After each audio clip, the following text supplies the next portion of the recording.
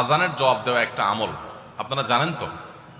মুয়াজ্জিন যা বলে তার সাথে সাথে তা বলা, তার পরপর সেটা বলা। মুয়াজ্জিন যখন আল্লাহু আকবার বলে, তখন আপনিও আস্তে আস্তে করে আল্লাহু আকবার বলবেন। মুয়াজ্জিন আবার যখন আল্লাহু আকবার বলবে, আপনিও আল্লাহু আকবার বলবেন। মুয়াজ্জিন যখন আশহাদু আল্লা ইলাহা ইল্লাল্লাহ বলবে, আপনিও আশহাদু আল্লা ইলাহা ইল্লাল্লাহ বলবেন।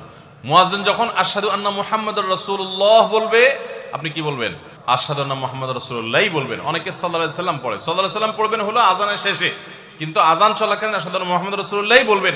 সহিহ মুসলিমের আযানের জবাব দেওয়ার অধ্যায়ে পরিষ্কারভাবে নবী সাল্লাল্লাহু আলাইহি ওয়াসাল্লাম শিক্ষা দিয়েছেন। ইমাম মুয়াজ্জিন যখন বলবে, ইযা ক্বালা আশহাদু আন্না মুহাম্মাদুর রাসূলুল্লাহ ফাকুলু আশহাদু আন্না মুহাম্মাদুর রাসূলুল্লাহ, তখন আমরা আশহাদু আন্না মুহাম্মাদুর রাসূলুল্লাহ বলবো। এরপর হাইয়া আলাস সালাহ হাইয়া আল ফালাহ যখন বলবে, তখন লা হাওলা ওয়ালা কুওয়াতা ইল্লা বিল্লাহ বলবো। এরপর আল্লাহু আকবার বললে তাই বলবো, লা ইলাহা ইল্লাল্লাহ বলার সময় তাই বলবো। তারপরে আযানের জবাব দেবো, দুরূদ পড়বো, দোয়া পড়বো।